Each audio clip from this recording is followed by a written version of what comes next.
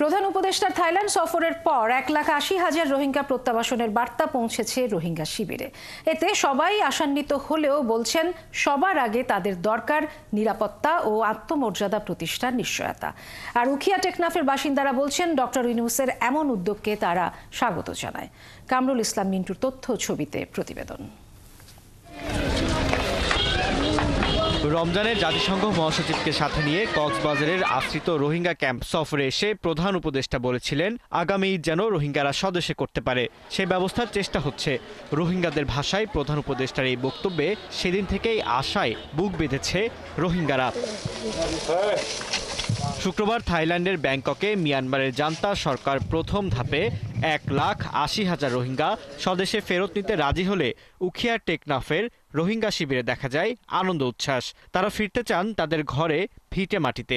Doctor Mohammad ইউনুসর জুবানত্তু একতান এলানগুজিদে রোহিঙ্গাল্লা safe zone ওয়াউরিব বা দেখি ওয়াউরিব হলে আর টুপি ওয়াউরিবা কানাতে হই হেতুলে আর একতান ক্লিয়ার বিশ্বাস গুজি বাংলাদেশে আর কোনোদিন দুঃখত ফালাই নই দিব যেখনত তার বালাই করিব তারা শুধু রোহিঙ্গা হক কান ফাইবল্লা বলি আরে রোহিঙ্গা সাত দিন দিলে ফাইব বলি আরে ইয়ান ফাইবল্লা বলি ইয়ান গড়ি দিবল্লা বলি বসে দেন আই বুঝি। তবে মিশ্র প্রতিক্রিয়ায় মত আছে সাধারণ রোহিঙ্গাদের। তাদের অনেকেই প্রত্যাবাসনের এমন খবরকেই সুখবর বলছেন, তবে সবার আগে চান নিরাপত্তা, সুরক্ষা ও আত্মমর্যাদা প্রতিষ্ঠা।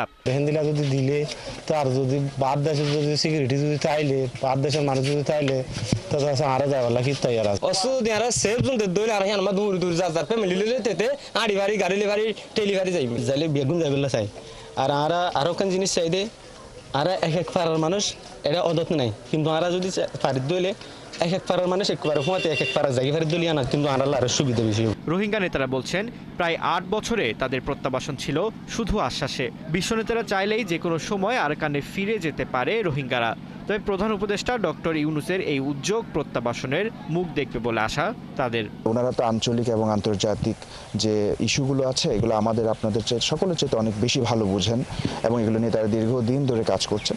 সো এখন বাদবাকিটা আল্লাহ ভরসা। শুধু 1,80,000 নয়, একবার যখন আপনার প্রক্রিয়া আরম্ভ হবে আমার মনে হয় ইনশাআল্লাহ সমস্ত রোহিঙ্গা যারা আছে তাদেরকে এই সরকার ফেরত দেবে। আমরা মনে করি এবারে এটি আলোর মুখ দেখবে এবং রোহিঙ্গা প্রত্যাবাসনের যে প্রক্রিয়া সেটি শুরু হওয়ার একটা আমরা আশার আলো দেখতে পাচ্ছি। এদিকে উখিয়ার বাসিন্দারা বলছেন রোহিঙ্গা সংকট সমাধানের একমাত্র পথ প্রত্যাবাসন, যে পথে পা দিয়েছেন ডক্টর মোহাম্মদ ইউনূস।